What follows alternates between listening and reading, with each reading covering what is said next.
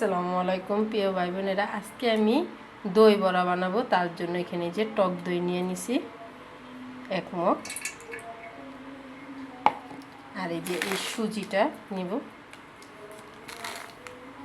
এই যে দই বড়ার মধ্যে সুদা টক দইও দিয়ে নিয়ে আমি একটু গুঁড়া দুধ দিছি, এই চামচে 1.5 চামচ গুঁড়া দুধ আর দইটা মিলিয়ে দিছি। আমি ভালো করে ফেটাই নেব। দেব একটু চিনি, বিট লবণ, এই দইটা আর গুঁড়া দুধ আর বিট লবণটা ভালো করে ফেটাইয়া রেখে দেব।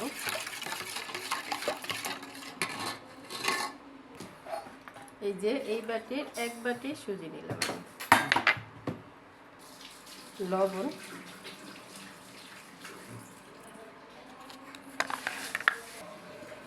পানি একসাথে দেব না, দুইবারে দেব। একসাথে দিলে মানে বোঝা যাব না বেশি কম।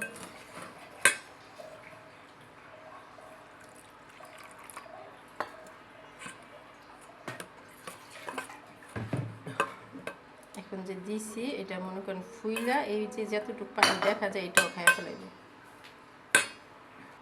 10 মিনিট রেখে দেব।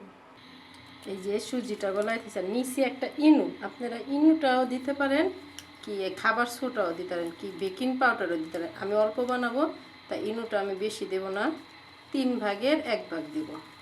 বেশি বানালে বেশি দেওয়া লাগবে। এই যে দেখুন 3 ভাগের 1 ভাগ নিছি। এখন ইনুটা দিয়ে ভালো করে আমি মিশিয়ে নেব। ইনুটা দিয়ে একটু ফেটাই নেবেন।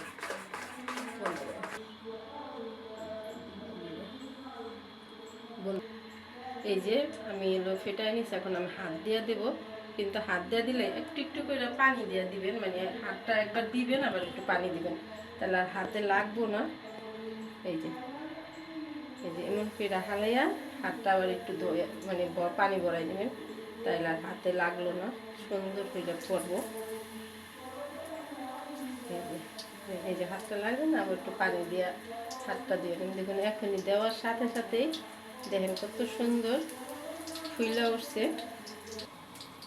দই বড়াটা ভাজা লগে লগে পানিতে রাখতে হবে, পানির ভিতরে রাখলে লবণটা যাইব গা পানির ভিতরে, তার জন্য পানি দিয়ে একটুখানি লবণ দিয়ে নেবেন। দেখুন মাশাআল্লাহ দিলে কত সুন্দর হয়েছে। আপনারা একবার হলো বাসায় চিরাই করে খায়া দেখবেন, এই রোজার ভিতরে একদম হেলদি খাবার, ইফতারের বদলি বানায় খাবেন। যে বেশি একদম ভাজা লাল লাল করা যাবে না, এই যে এরকম হলে মানে মিডিয়াম আছে এরকম করে ভাজবেন, আর লগে লগে এই লবণ পানিটার ভিতরে দিয়ে দিবেন। আমি লগে লগে উঠে এই যে লবণ পানিটা দিয়ে দিলাম।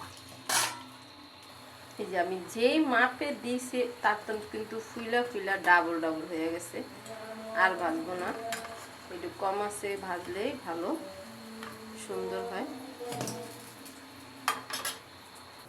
যে সবগুলা দিয়ে দিছি, এখন আমি এটারে 5 মিনিট এই পানির ভিতরে ভিজাইয়া রেখে দেব।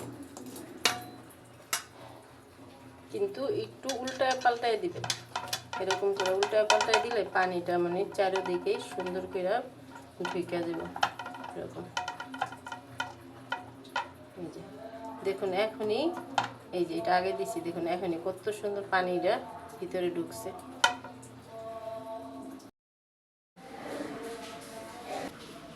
এই যে ধনিয়া ফাঁকি, শুকনো মরিচ ফাঁকি মানে চিনি ফেস, আর এখানে গোলমরিচ ফাঁকি, আর লবণ নিছি, একটু লবণ লাগবে তার জন্য একটু লবণ নিছি। আর এখানে দেবো এই ম্যাগি মশলাটা। চাট মশলা থাকলে চাট মশলা দেবেন, যদি চাট মশলা না থাকে মানে একটা ম্যাগি মশলা দিতে পারবেন। এই দিয়ে আমি সব একসাথে মিলাই নেব সব মশলাগুলো।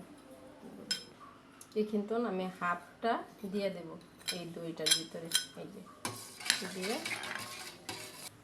দেখুন আমি যেই পানিগুলো দিয়েছিলাম বেশ অর্ধেক পানি সব এইটার ভিতরে খেয়ে ফেলাইছি। এখন আমি একটু হালকা হাতে মানে একদম জোসে না, হালকা হাতে চিপদা চিপদা এই দইটার ভিতরে দিয়ে দেব। এই যে এই যে দেখুন কত সুন্দর দেখা যায় না, আমি একটু লাড়াচাড়া দিয়ে 10-15 মিনিট রাখবো, যে দইটা এটা ভিতরে ঢুকে যাবে।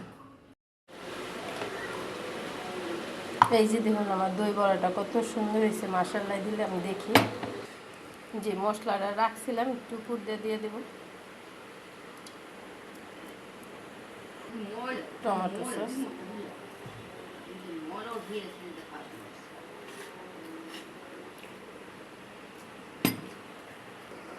দেখুন কত সুন্দর দেখা যায়। মাশাআল্লাহ দিলে আমি একটা উঠাই নিই, উঠায় খাইয়ে একটু বলি।